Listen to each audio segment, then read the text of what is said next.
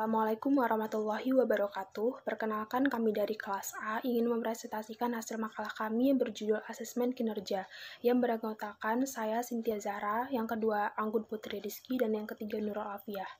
Yang pertama, konsep asesmen kinerja. Asesmen kinerja adalah penilaian berdasarkan hasil pengamatan penilai terhadap aktivitas siswa, sebagaimana yang terjadi. Penilaian dilakukan terhadap unjuk kerja, tingkah laku, atau interaksi siswa. Asesmen kinerja digunakan untuk melihat kemampuan siswa melalui penugasan. Penugasan tersebut dirancang khusus untuk menghasilkan respon, lisan, atau tulisan, menghasilkan karya atau produk, atau menunjukkan penerapan pengetahuan. Tugas yang diberikan kepada siswa harus sesuai dengan kompetensi yang ingin dicapai dan bermakna bagi siswa. Selanjutnya ada ruang lingkup. Asesmen kinerja merupakan salah satu alternatif penilaian yang difokuskan kepada dua aktivitas produk, yaitu observasi proses saat berlangsungnya unjuk kerja keterampilan dan evaluasi hasil cipta atau produk. Penilaian bentuk ini dilakukan dengan mengamati saat siswa melakukan aktivitas di kelas atau menciptakan suatu hasil karya sesuai dengan tujuan pembelajarannya.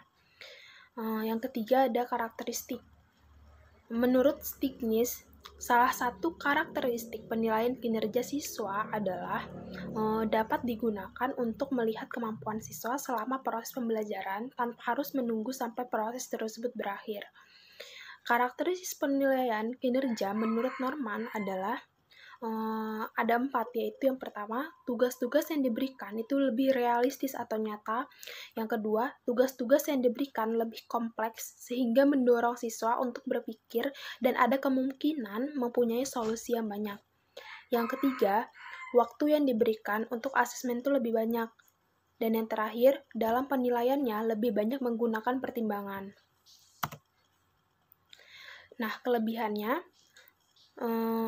yang pertama, itu melibatkan aktivitas siswa yang membutuhkan unjuk keterampilan tertentu atau pencipta hasil yang telah ditentukan. Yang kedua, tidak hanya bergantung pada jawaban benar atau salah. Guru dalam rangka melakukan pertimbangan-pertimbangan subjektif berkenaan dengan level prestasi yang dicapai siswa. Yang ketiga, asesmen ini semata-mata merupakan alat yang diberikan cara-cara efisien dan efektif untuk menilai beberapa, bukan keseluruhannya, hasil-hasil dari proses pendidikan yang dipandang berguna. Nah, selanjutnya ada kekurangannya. Ada 4. Yang pertama, memungkinkan guru mengamati siswa saat siswa sedang bekerja atau melakukan tugas belajar. Yang kedua, guru dapat menguji hasil-hasil yang dapat dicapai, serta menilai tingkat penguasaan atau kecakapan yang dicapai siswa. Yang ketiga, asesmen kinerja bersifat lugas atau fleksibilitas dalam mengembangkan bagian-bagiannya. Tetapi ada yang perlu diperhatikan, yaitu meninjau faktor-faktor konteks dalam rangka pengambilan keputusan tentang kapan mengadopsi metode-metode asesmen kinerja. Dan yang terakhir, penilai hanya mempunyai 2 pilihan mutlak, misalnya benar atau salah, dapat diamati, tidak dapat diamati. Materi selanjutnya akan disampaikan oleh langkah-langkah membuat penilaian performance, yaitu ada 5. Yang pertama, identifikasi semua masalah penting atau aspek yang akan mempengaruhi hasil akhir. Yang kedua, menuliskan kemampuan-kemampuan khusus untuk menyelesaikan tugas. Yang ketiga, menguasai kemampuan yang akan diukur, tidak terlalu banyak sehingga semua dapat diamati. Yang keempat, yaitu mengurutkan kemampuan yang akan diukur berdasarkan ukuran. Yang kelima, yaitu jika menggunakan skala rentang, maka perlu menyediakan kriteria untuk pemilihan.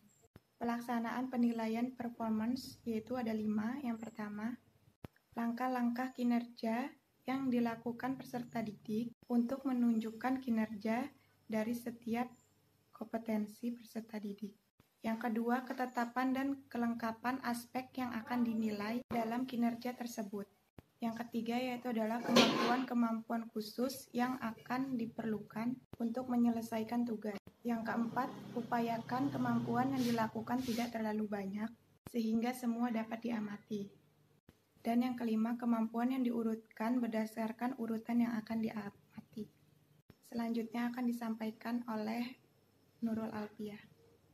Itu selanjutnya untuk mengetahui unjuk kerja peserta didik dapat menggunakan alat atau instrumen sebagai berikut, yaitu adanya daftar cek atau checklist, yang kedua itu skala penilaian. Kelemahan daftar cek ini adalah penilai hanya mempunyai dua pilihan mutlak, yaitu benar atau tidak benar, benar atau salah, diamati atau tidak diamati, kemudian baik atau tidak baik. Dengan demikian, daftar cek tidak terdapat nilai tengah, namun daftar cek ini sangat praktis digunakan untuk mengamati dan menilai subjek dalam jumlah besar. Yang kedua yaitu skala penilaian. Penilaian unjuk kerja yang menggunakan skala penilaian memungkinkan penilai memberi nilai tengah terhadap penguasaan kompetensi tertentu, karena pemberian nilai secara berkelanjutan, di mana penilaian kategori ini lebih dari 2. Skala penilaiannya itu terentang dari tidak sempurna sampai ke sempurna. Penilaian unjuk kerja dapat dilakukan dengan menggunakan daftar cek, yang mana yaitu baik atau tidak baik. Dengan menggunakan daftar cek, peserta didik dapat memperoleh nilai bila kriteria penguasaan kompetensi. Sini kami perwakilan dari mengenai asesmen portofolio. Perkenalkan, dengan saya Yudi Anita dan yang ketiga Risa Armenia dan rekan-rekan yang lainnya. Dimulai Risa Armenia, dipersilakan. Assalamualaikum warahmatullahi wabarakatuh. Di sini saya akan membahas tentang ulang sih.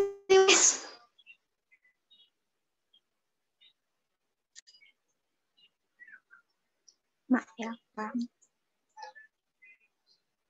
Di sini akan membahas. Udah di-record belum?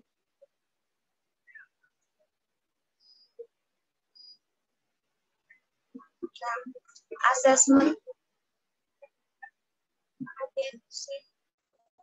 tentang asesmen portofolio. Next.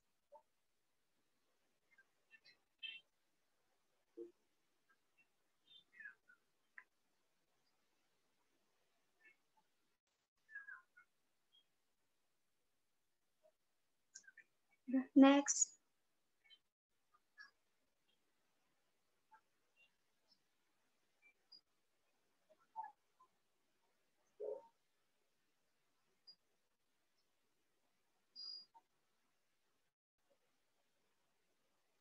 Di sini pengertian asesmen portofolio. Portofolio dapat diartikan sebagai kumpulan hasil evidence atau hasil belajar atau karya peserta didik yang menunjukkan usaha, perkembangan, prestasi, dan belajar peserta didik dari waktu ke waktu dari suatu mata pelajaran ke pelajaran yang lainnya. Portofolio ini tidak sekedar file yang mengarsipkan pekerjaan siswa, lembaran-lembaran tentang pekerjaan siswa yang dimasukkan ke dalam portofolio harus memiliki tingkat kebermaknaan yang tinggi dibandingkan dengan pekerjaan lain yang tidak dilakukan oleh siswa. Next.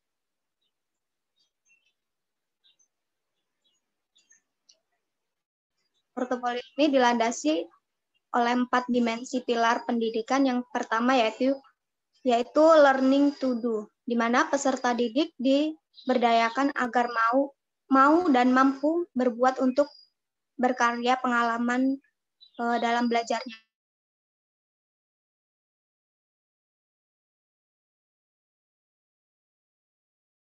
Nah, yang kedua yaitu membangun pemahaman. Yang ketiga yaitu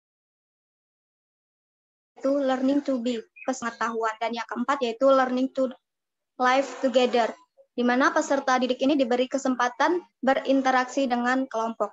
Next.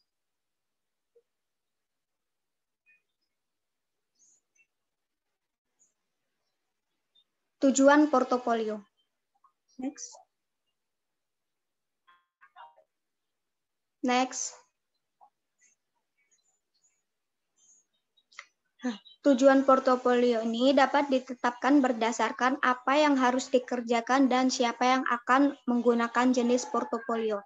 Nah, yang pertama yaitu menghargai perkembangan yang dialami siswa. Yang kedua yaitu mendokumentasikan proses pembelajaran yang sedang berlangsung. Yang ketiga yaitu memberi perhatian kepada prestasi kerja siswa yang terbaik.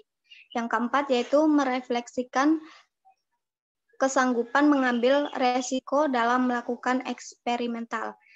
Yang kelima yaitu meningkatkan efektivitas proses pengajaran. Yang keenam yaitu bertukar informasi dengan orang tua, wali siswa dan guru lain. Yang ketujuh yaitu membina dan mempercepat pertumbuhan konsep diri positif pada siswa. Yang terakhir yaitu meningkatkan kemampuan melakukan refleksi diri. Next.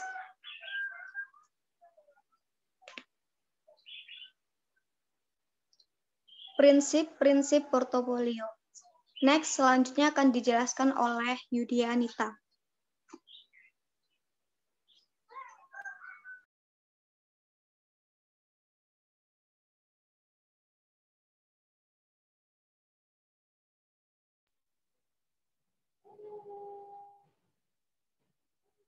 Baiklah, saya Yudianita akan melanjutkan materi selanjutnya, yaitu prinsip-prinsip portofolio. Di sini ada 6 prinsip portofolio. Yang pertama yaitu kepuasan. Kepuasan hasil kerja portofolio seyogyanya berisi keterangan-keterangan dan bukti-bukti yang memuaskan bagi guru dan siswa. Yang kedua yaitu kesesuaian hasil kerja yang dikumpulkan adalah hasil karya yang berhubungan dengan tujuan pembelajaran. Dan yang ketiga yaitu penilaian. Di sini penilaian proses dan hasil penilaian portofolio menerapkan prinsip proses dan hasil, baik itu proses belajar yang dinilainya. Yang ketiga yaitu saling percaya antara guru dan siswa dalam proses penilaian portofolio. Guru dan siswa harus memiliki rasa saling mempercayai. Dan yang kelima dan yang keempat yaitu kerahasiaan bersama antara guru dan siswa. Kerahasiaan hasil pengumpulan bahan dan hasil penilaiannya perlu dijaga dengan baik. Dan yang terakhir yaitu milik bersama antara siswa dan guru, dan siswa perlu merasa memiliki bersama berkas portofolio. Next.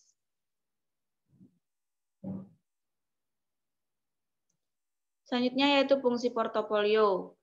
Fungsi portofolio untuk mengetahui perkembangan pengetahuan siswa di sini ada, yaitu yang pertama ada perkembangan tanggung jawab siswa dalam belajar, yang kedua yaitu perluasan dimensi belajar, yang ketiga yaitu pembaruan proses pembelajaran, dan yang keempat ada penekanan pada pengembangan belajar siswa. Next.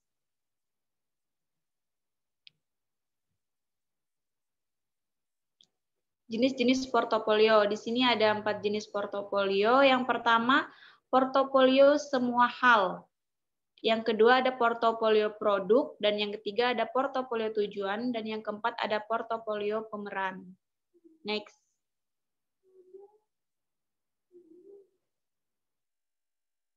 Langkah-langkah penyusunan portofolio. Yang pertama yaitu menentukan maksud dan tujuan penilaian portofolio. Yang kedua menentukan aspek isi yang dinilai.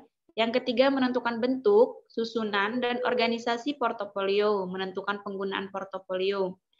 Dan yang keempat ada menentukan cara menilai portofolio, dan yang kelima menentukan bentuk dan penggunaan portofolio.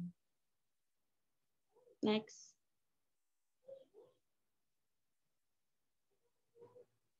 Selanjutnya yaitu implementasi portofolio dalam kelas.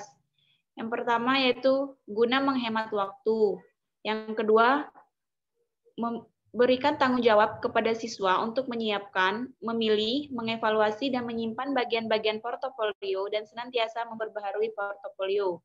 Yang ketiga yaitu lakukanlah pemilihan. Dan yang keempat, gunakanlah informasi di dalam portofolio. Dan yang selanjutnya yaitu analisis.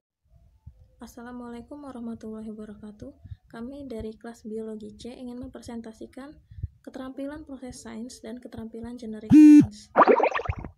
Pengertian keterampilan proses sains. Keterampilan proses ialah keterampilan intelektual atau keterampilan berpikir yang membuat siswa kreatif dan dapat menolong siswa bagaimana belajar. Kemudian keterampilan proses sains ialah pendekatan yang didasarkan pada anggapan bahwa sains itu terbentuk dan berkembang melalui suatu proses ilmiah. Jenis-jenis keterampilan proses sains. Yang pertama ada mengamati. Indikatornya menggunakan sebanyak mungkin alat indera, kemudian mengumpulkan atau menggunakan fakta yang relevan. Pengertian mengamati adalah proses mengumpulkan data tentang fenomena atau peristiwa dengan menggunakan inderanya. Yang kedua ada mengelompokkan klasifikasi. Indikatornya mencatat setiap pengamatan secara terpisah, mencari perbedaan atau persamaan, mengonstruksikan ciri-ciri, membandingkan, kemudian mencari dasar pengelompokan atau penggolongan. Pengertian mengelompokkan adalah suatu sistematika yang digunakan untuk menggolongkan suatu berdasarkan syarat-syarat tertentu. Yang ketiga ada menafsirkan. Indikatornya menghubungkan hasil-hasil pengamatan menggunakan pola dalam suatu seri pengamatan. Menyimpulkan. Menafsirkan hasil pengamatan ialah menarik kesimpulan tentatif dari data yang dicatat. Kemudian nomor 4 ada meramalkan. Indikatornya menggunakan pola-pola hasil pengamatan mengungkapkan apa yang mungkin terjadi pada keadaan yang belum diamati. Pengertiannya meramalkan adalah memikirkan berdasarkan pada data hasil pengamatan yang variabel. Yang nomor 5 ada mengajukan pertanyaan. Indikatornya bertanya apa, mengapa, dan bagaimana.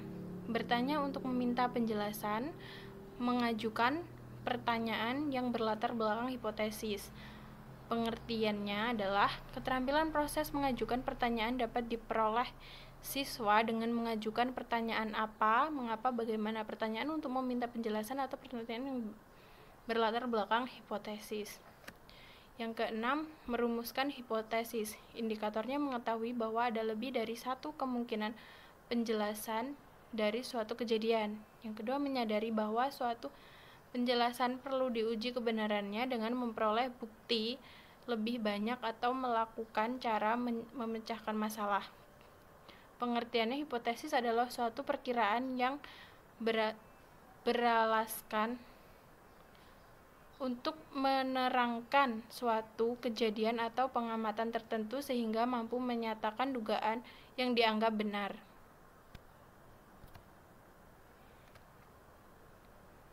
Kemudian yang selanjutnya merencanakan percobaan indikator, menentukan alat, bahan, sumber yang akan digunakan, kemudian menentukan variabel atau faktor penentu, kemudian menentukan apa yang akan diukur, diamati, dan dicatat, kemudian menentukan apa yang akan dilaksanakan berupa langkah kerja. Pengertiannya harus dapat menentukan alat dan bahan yang akan digunakan dalam percobaan. Yang nomor 8 menggunakan alat atau bahan. Indikatornya memakai alat atau bahan, mengetahui alasan mengapa menggunakan alat dan bahan.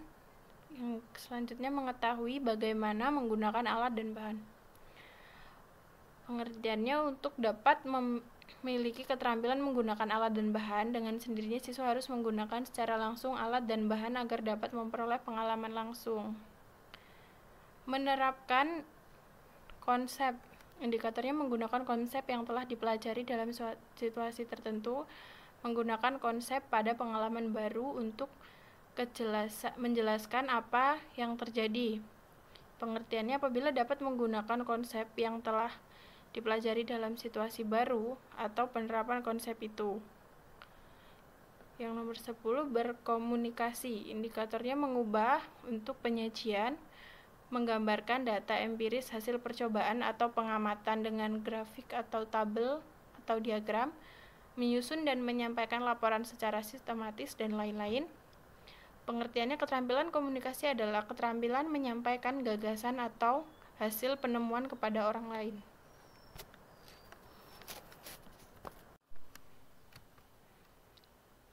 Selanjutnya, kelebihan keterampilan proses sains. Yang pertama, dapat memberikan rangsangan ilmu pengetahuan. Yang kedua, memberikan kesempatan pada siswa bekerja dengan ilmu pengetahuan. Yang ketiga, membuat siswa menjadi belajar proses dan produk ilmu pengetahuan sekaligus. Kemudian ada cara mengukur keterampilan proses sains. Yang A, karakteristik pokok uji keterampilan proses sains. Yang pertama ada karakteristik umum. Yang pertama ada tidak boleh dibebani konsep. Yang kedua mengandung sejumlah informasi yang harus diolah siswa. Yang ketiga aspek harus jelas dan hanya satu aspek. Kemudian ada karakteristik khusus. Yang pertama ada observasi harus dari objek atau peristiwa. Kemudian berkomunikasi harus ada satu bentuk, merencanakan percobaan, menerapkan konsep atau prinsip. Pengertian keterampilan generic science. Keterampilan generik adalah keterampilan diperlukan oleh semua bidang pekerjaan. Pengertian keterampilan generic science adalah keterampilan dasar yang bersifat umum, fleksibel, dan berorientasi sebagai bekal mempelajari ilmu pengetahuan yang lebih tinggi atau melayani tugas-tugas bidang ilmu pekerjaan yang lebih luas, yaitu tidak hanya sesuai bidang keahliannya tetapi juga bidang lain. Perbedaan keterampilan proses sains dengan keterampilan generic science terletak pada bagian yang ditunjukkan, maksudnya keterampilan proses sains yang terdiri dari dua kategori, yakni keterampilan dasar dan keterampilan yang terintegrasi. Di dalam